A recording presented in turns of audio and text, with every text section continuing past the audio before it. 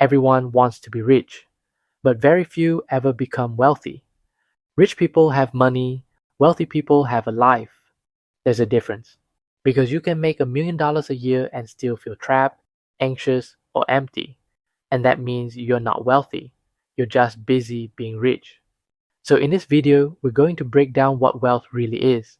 Not the kind that fits on your bank statement, but the kind that lets you live, breathe, and feel free. Chapter 1. The true meaning of wealth. Wealth isn't a number, it's a relationship between your money, your mind, and your life. Being rich means you have money. Being wealthy means your money creates meaning. The world has conditioned us to see wealth in one dimension: dollars, cars, properties, net worth. But wealth is multidimensional. It has depth: emotional, mental, physical, and spiritual. Wealth is the freedom to wake up without panic, the ability to choose work that aligns with who you are, the calmness that comes when your lifestyle serves your values.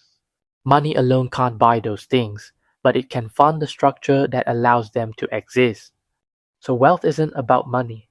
Wealth is with money. That's the foundation. But how do you build it? Chapter 2. The three dimensions of wealth.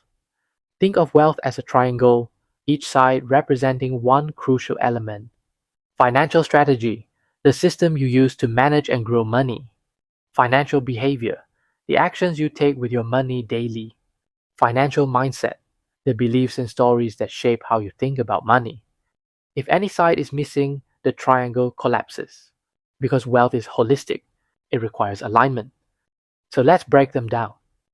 Chapter 3. Financial strategy, the how everyone talks about.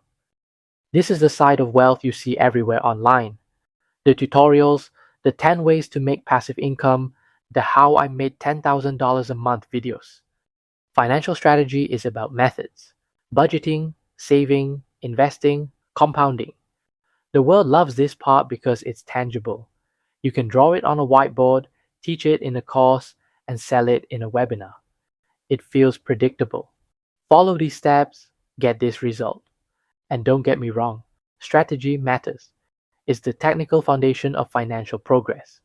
But here's the catch: information doesn't equal transformation. You can copy someone's entire strategy and still end up nowhere. Because money doesn't just follow logic, it follows psychology. Without the right mindset and behavior to support the strategy, knowledge becomes noise. You don't get wealthy by knowing more formulas. You get wealthy by knowing yourself. Chapter 4. Financial behavior, the what you do that defines you. This is the most visible part of wealth, the way you act around money. It's how you spend, how you react, and what you prioritize. Do you save impulsively or spend impulsively? Do you buy peace of mind or attention? Do you chase pleasure now or security later? Everyone has a pattern. Some are savers. They find safety in accumulation. Some are YOLO spenders. They find meaning in moments. Some are minimalists. They find clarity in simplicity. Some are investors. They find joy in growth. None of these are inherently wrong.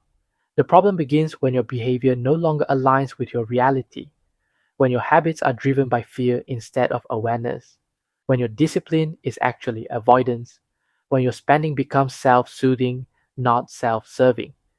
Your behavior tells the truth your mindset hides, because what you do with money reveals who you believe you are. Chapter 5. Financial mindset, the how you think that shapes everything.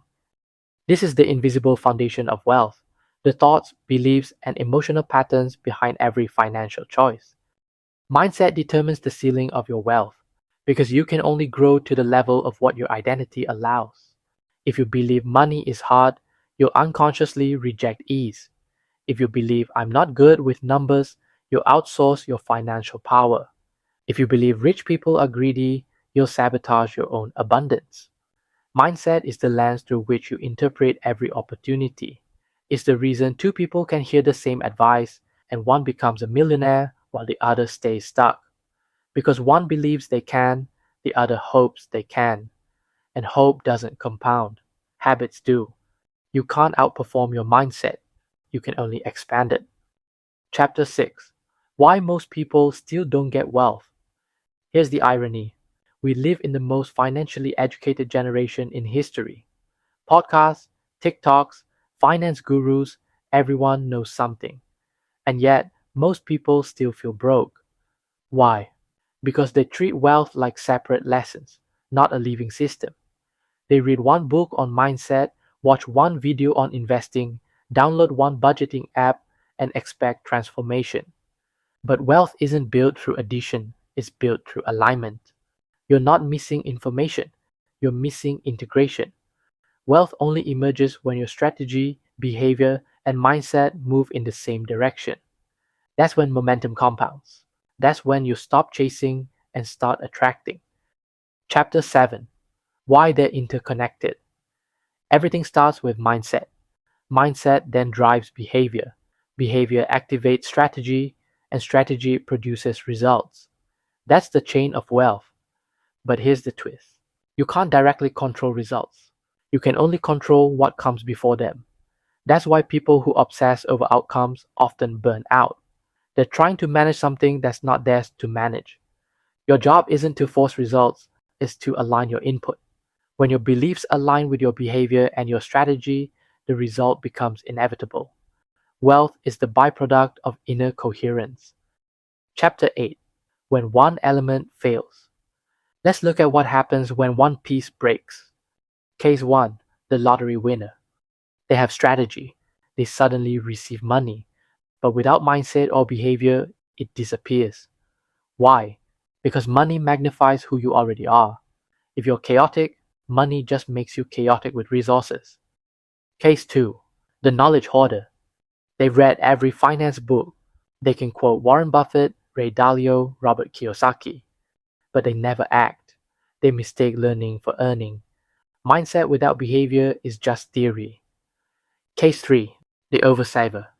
They save aggressively, avoid risk, live below their means, but never let money breathe. They confuse safety with progress. And one day, inflation teaches them the real cost of fear. Each one failed because their triangle broke. Wealth isn't a thing you get, it's a balance you maintain. Chapter 9: Redefining Wealth. Money as a tool for life. At some point, you realize money isn't the goal. Money is the medium. It's not the end, it's the bridge. You don't want piles of cash.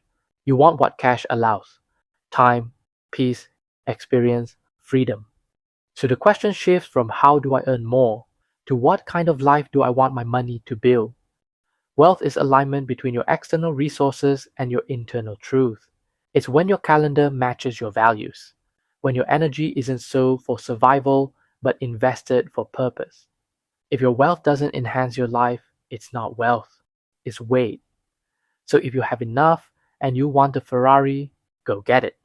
If you want a Chanel bag, buy it. If you want to retire your parents, do it. As long as your decisions are conscious, not compensatory. Money is meant to move. Wealth is how you move with it.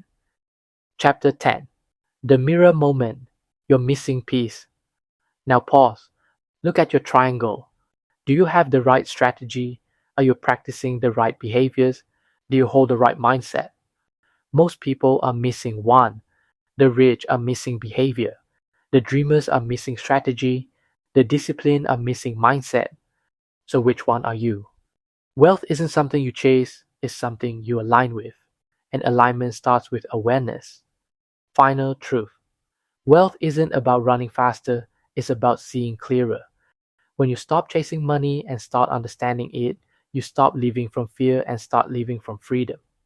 Because true wealth is when your mindset, behavior, and strategy work together, not to make you richer, but to make you whole. The mirror never lies. The question is, are you ready to look into it?